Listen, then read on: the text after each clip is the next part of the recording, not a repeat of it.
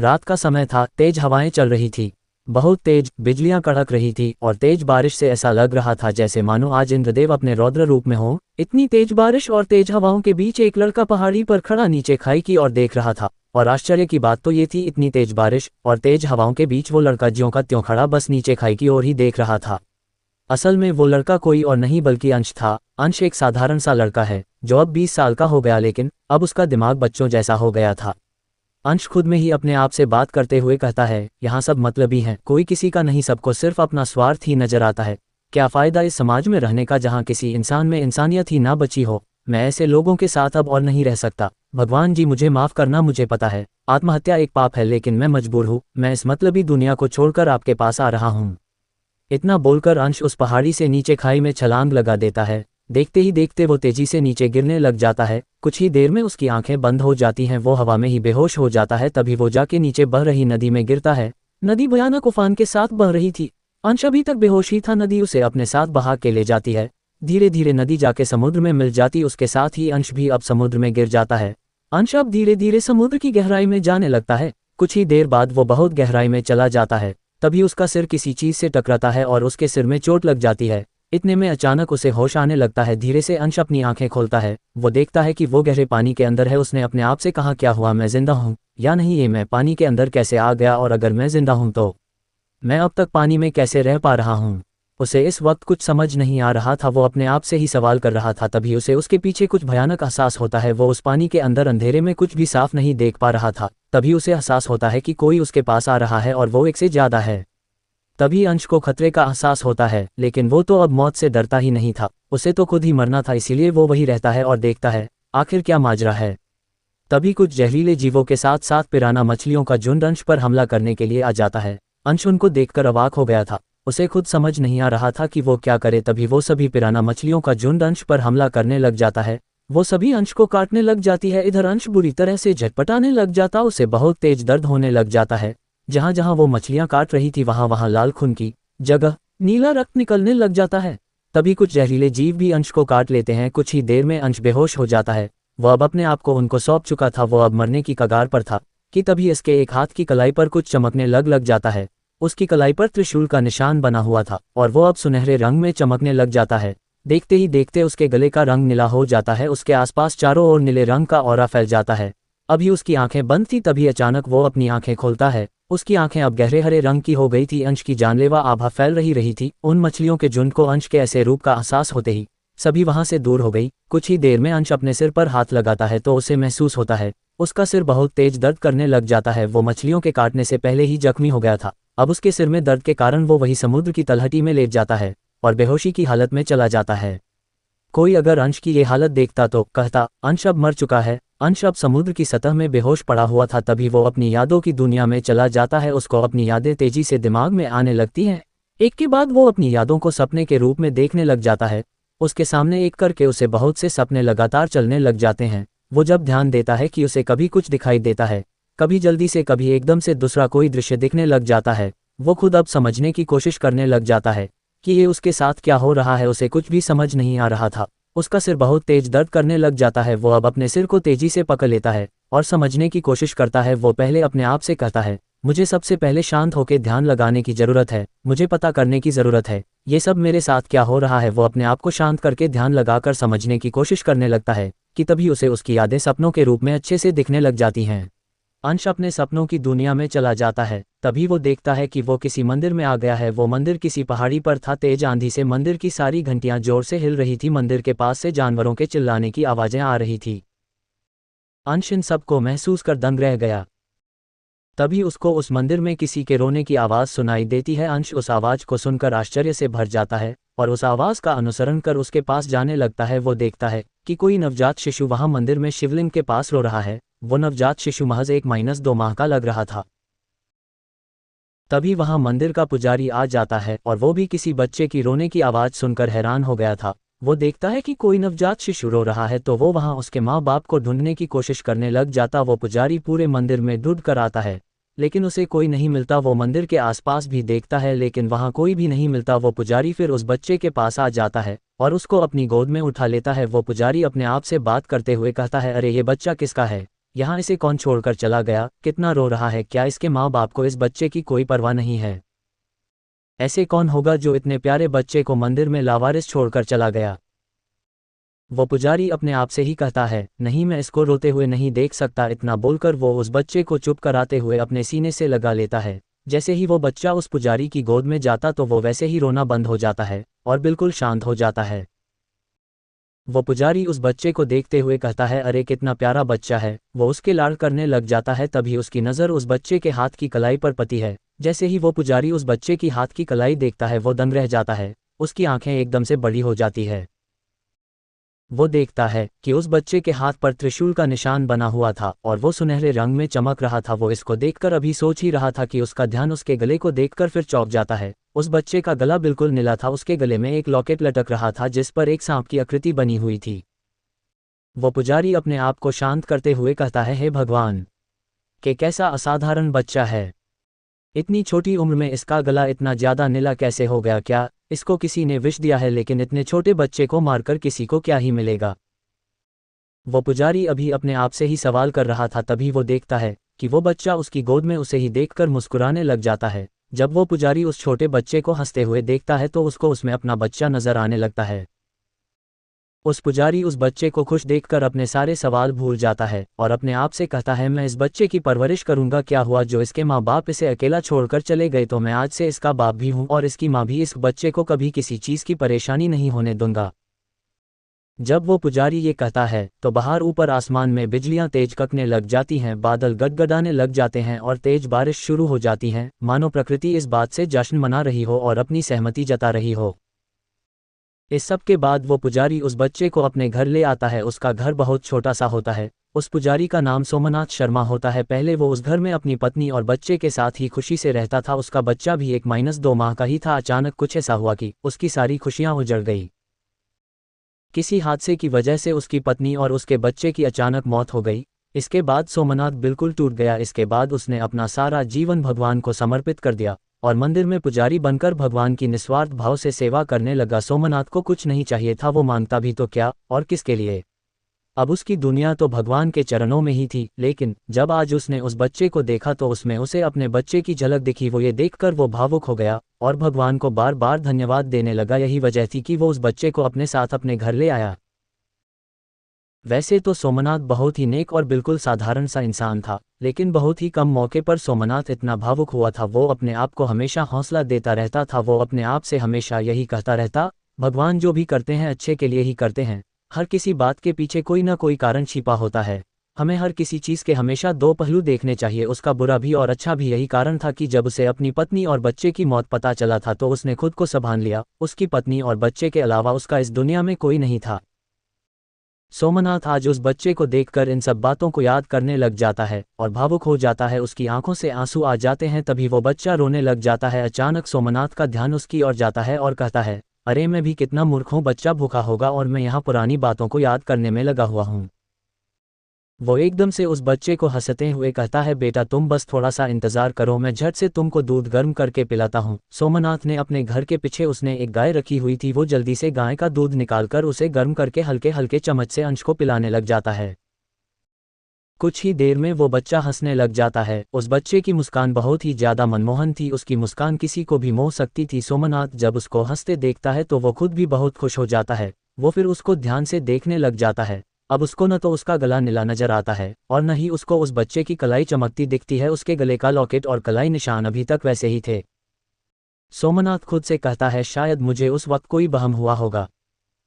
तभी उसकी गाय तेज आवाज करती है। सोमनाथ तभी उसे देखने जाता है। वो देखता है कि उसकी गाय ने अभी अभी एक बहुत प्यारे बछड़े को जन्म दिया है। सोमनाथ के घर अभी उस छोटे बच्चे के आने की खुशी ही थी। अचानक उसकी गाय ने भी बछड़े को जन्म दे दिया। सोमनाथ ने खुशी से कहा, आज भगवान ने सारी खुशियां मेरी ही झोली में डाल दी हैं। इसके बाद उसने कहा, हे महादेव, इन सब के लिए मैं आपका आभारी हूँ प्रभु, आपने आज इतनी खुशी मुझे दी, मैं तो धन्य हो गया।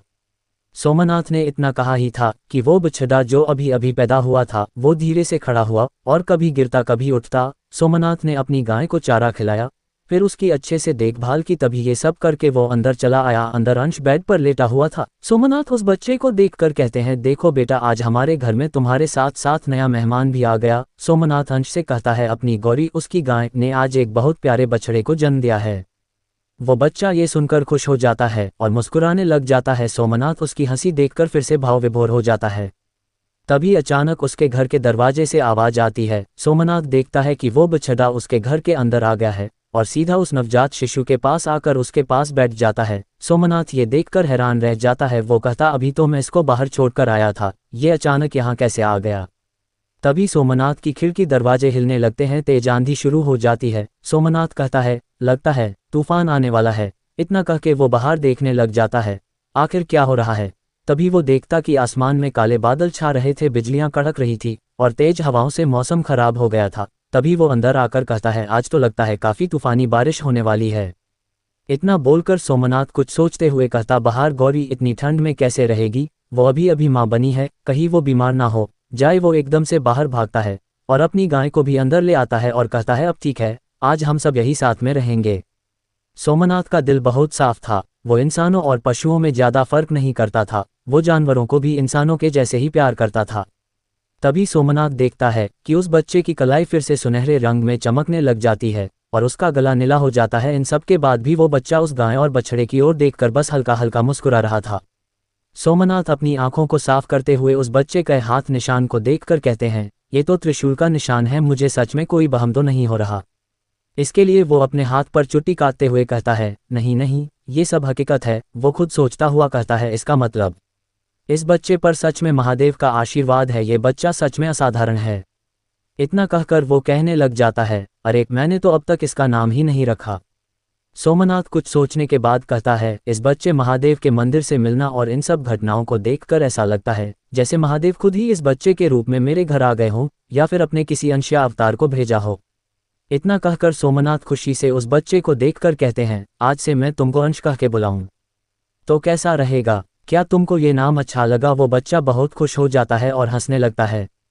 सोमनाथ ने मजाक में कहा, आज तो ऐसा लग रहा है जैसे हमारा घर ही कैलाश बन गया। महादेव के साथ नंदी महाराज भी आ गए। उसने गाय को देखकर कहा, चलो अब तुम्हारे बछड़े का भी नाम रख देते हैं। वो बछड़े को देखकर कहता है, नंदू नाम कैसा रहेगा, क्या तुमको ये नाम पसंद आया। बछड़े ने खुशी जाहिर करते हुए सोमनाथ के पैरों को अपनी जीभ से चाटना शुरू कर दिया।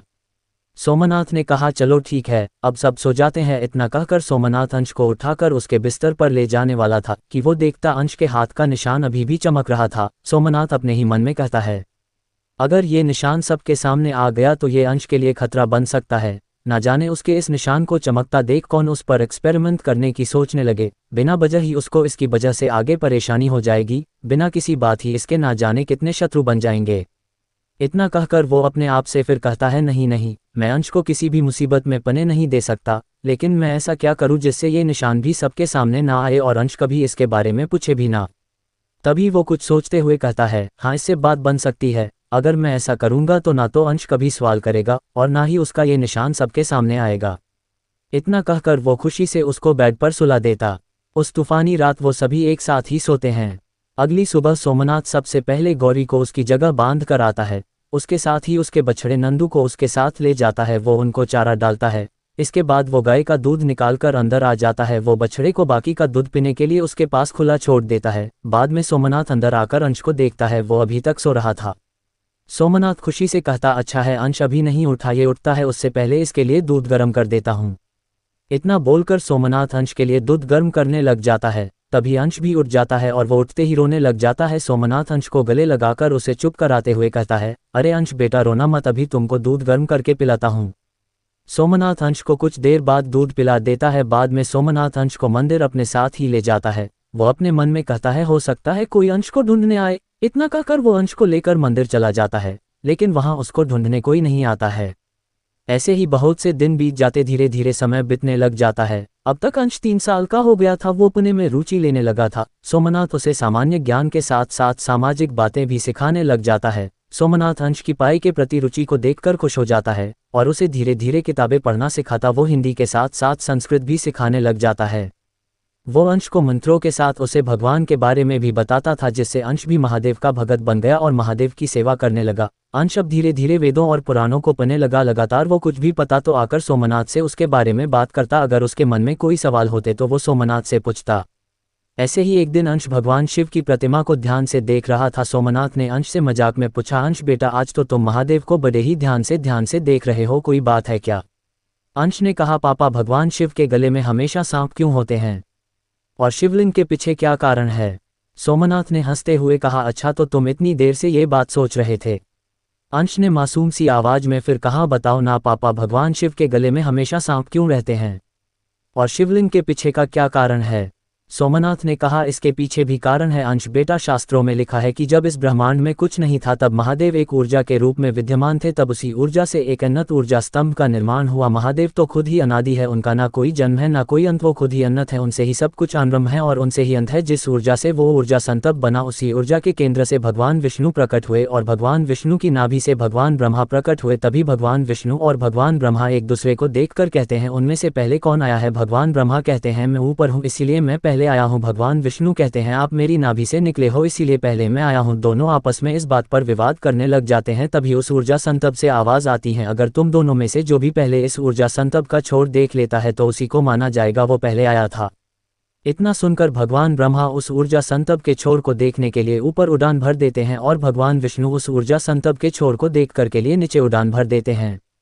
कुछ ही देर में भगवान ब्रह्मा कहते हैं, लगता है मुझे छोर मिल गया, और वो वापस आ जाते हैं। इधर भगवान विष्णु समझ जाते हैं इस ऊर्जा स्तंभ का कोई अंत नहीं है, इसलिए वो बिना आगे जाए वहीं से वापस आ जाते हैं। भगवान ब्रह्मा कहते हैं, मैंने इस ऊर्जा स्तंभ का छोर देख लिया। तभी उस ऊर्जा संतप से आवाज आती है, तुम झूठ बोल रहे हो, और गुस्से में उस ऊर्जा संतप से एक फरसा निकलता है और भगवान ब्रह्मा के एक सिर को काट देता है। और उस ऊर्जा संतप से आवाज आती है कि तुम भगवान होते हुए भी धरती पर नहीं पूजे जाओगे, यही दंड है तुम्हारे इस झूठ का। भगवान ब्रह्मा जब प्रकट हुए थे तब उनके 5 सिर थे, एक कटने की जैसे अब बस 4 ही बचे। तभी भगवान ब्रह्मा माफी मांगते हुए कहते, मुझे माफ करना प्रभु, लेकिन मैंने वहां एक शंख को देखा तो मुझे लगा वही इसका छोर होगा, मुझसे गलती हो गई, मुझे माफ कर दो। उस ऊर्जा संतप से आवाज आती है, अगर तुमको अपनी गलती का एहसास है तो मैं तुम्हें इस ब्रह्मांड के निर्माण का कार्य सौंपता, मैं तुमको इस ब्रह्मांड की उत्पत्ति करने का वरदान देता हूं। तभी भगवान विष्णु कहते हैं, मुझे क्या करने होगा प्रभु? उस ऊर्जा संतप से आवाज आती है, मैं तुमको ब्रह्मांड में संतुलन बनाए रखने और उसकी सुरक्षा की जिम्मेदारी देता हूं। तभी वो दोनों उस ऊर्जा संतप से हाथ जोड़कर कहते, आप हमें साक्षात दर्शन दे प्रभु, हम आपको देना चाहते। तब उस ऊर्जा संतप में से भगवान शिव प्रकट हुए। भगवान शिव ने कहा, मैं इस दुनिया में संतुलन बनाए रखने और नई दुनिया बनाने के लिए पुरानी दुनिया को तबाह करता रहूंगा। सोमनाथ इतना कहकर थोड़ा रुका और फिर से कहने लगा, अंश बेटा, जैसे भगवान ब्रह्मा को सृष्टि का निर्माण करता कहते हैं, द गॉड ऑफ क्रिएटर, और भगवान विष्णु को सृष्टि का पालनहार कहा जाता है, द गॉड ऑफ प्रोटेक्टर, वैसे ही भगवान शिव को सृष्टि का विनाश करता कहा जाता है, द गॉड ऑफ डिस्ट्रॉयर। और शिवलिंग का रहस्य यही है कि शिवलिंग भगवान शिव का निराकार स्वरूप है, वो अनंत ऊर्जा स्तंभ का रूप है। अंश ने कहा, अच्छा तो ये बात है, तो भगवान शिव के गले में हमेशा सांप क्यों रहते हैं? सोमनाथ कहता है, वो सांप भगवान वासुकी है, नागों के राजा शेषनाग के भाई भगवान शिव के गले में भगवान वासुकी हैं, और क्यों है इसके पीछे भी एक कहानी है, वो मैं तुम्हें बाद में बताऊंगा। इतना कहकर वो अंश को पने लिए बोलकर शिवलिंग पर जल चढ़ाने के लिए जल भरने चला गया। जब सोमनाथ वापस आकर जल चढ़ाने लगा तो अंश ने कहा, हम शिवलिंग पर जल क्यों चढ़ाते हैं? अंश का सवाल सुनकर सोमनाथ ने हंसते हुए कहा, तुम सब कुछ आज ही जानना चाहते हो क्या? चलो ठीक है, बताता हूँ। भगवान शिव को हमेशा शांत और शीतल रखने के लिए हम जल चढ़ाते हैं। अंश ने इसके बाद बहुत से सवाल पूछे, फिर शाम को वो घर आ जाते हैं और सुबह मंदिर में आ जाते हैं। अंश अब हर रोज कुछ न कुछ सोमनाथ से पूछते